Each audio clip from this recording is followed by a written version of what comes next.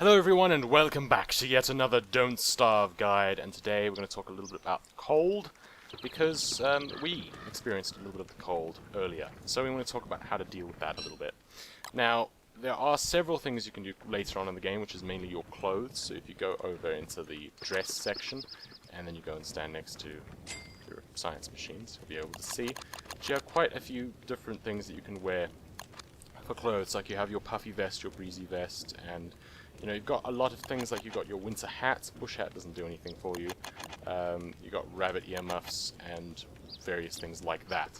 So the main thing is your heat. This only applies in winter though, of course, so you don't worry about freezing when it's the middle of summer. But in winter, when there's snow on the ground and stuff, you do need to worry about freezing. So the main thing is you want several things, which is, I would say right off the bat, it's very, very easy to get rabbit earmuffs because rabbits are quite easy to catch, and rabbit earmuffs only require 2 rabbits and 1 stick.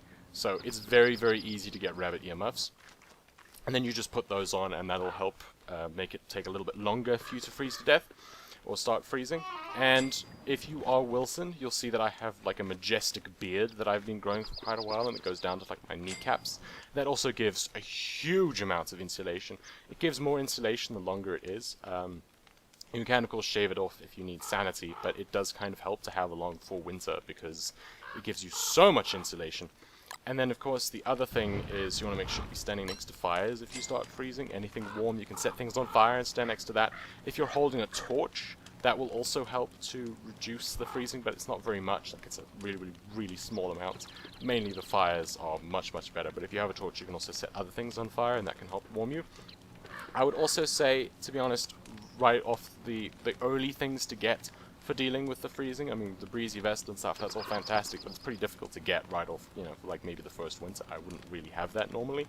So I would say you basically want rabbit earmuffs, and then you want a heat stone. And for the heat stone, I can't remember exactly which tab it's in, but I think it's in survival. There we go, it's heat stone, which requires 3 flint, 1 pickaxe, and some rocks. And there we go, you can see the heat stone in my inventory. And the heat stone has several colors. The color changes depending on its kind of heat level, and you want it to, if you stand next to a fire, it'll kind of absorb the heat, and you want it to get quite hot. When it gets to sort of orangey red, then it's kind of at max, and that will help you. Again, it also gives off like a small little bit of light, but that goes down as well. And I find that when I'm running around, the heat stone also kind of allows me to have a bit of a measure of how close I am to actually being cold. So as that drops down to being sort of grayish, I know I really need to get back home, just not to just recharge that, but also because I'm actually getting quite close to start being a bit frigid. So you want your rabbit earmuffs. If you're Wilson, grow your beard, and you definitely want a heat stone. And if things start getting an emergency, you can use a torch and you can light other stuff on fire as well to give you an extra boost, which is quite helpful. Just be quite careful with the fire. You don't want to, you know, end up burning to death, because, you know, freezing to death, that sucks. Burning to death, also not good. So be a little bit careful with that. If you're Willow, of course, you can pretty much stand on top of a fire and nothing happens, which is quite nice. But again, you don't want to burn everything around you, all of your infrastructure and everything. And I think we got one of those creepy hands, because I hear that horrible music. There we go. One of those freakish hands. Go away. Nobody likes you. Go away. Horrible, just creepy music box noise. I need to get my sanity up. And of course I made a guide on that as well. Go away! Irritating little hands. So yeah, make sure that you're next to your fires, and you can use your torch, and make sure to have those rabbit earmuffs. Rabbits are very, very easy to get. You just set up a trap, rabbits walk into the trap, and then you have the rabbits. And you can also eat rabbits, which are just delicious. Tasty rabbits.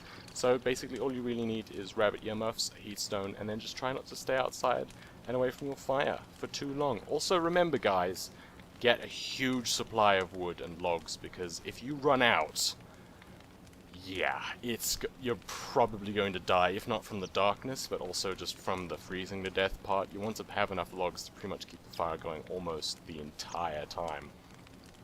And keep in mind that during winter you have very little daylight hours, so before winter starts you kind of want to make sure that you have quite a lot of wood stockpiled, if you can. And that's it for this episode of the Don't Starve guide with the freezing. We can cover more in future episodes and go into sort of more in-depth stuff, but I want to cover the more basic kind of stuff first, and basically right off the bat, make sure you got those rabbit earmuffs. If you're Wilson, grow a beard, and you can use torches and all that kind of stuff. I'm repeating myself. Thank you very much for watching. I hope you enjoyed and that it helped you out, and cheerio.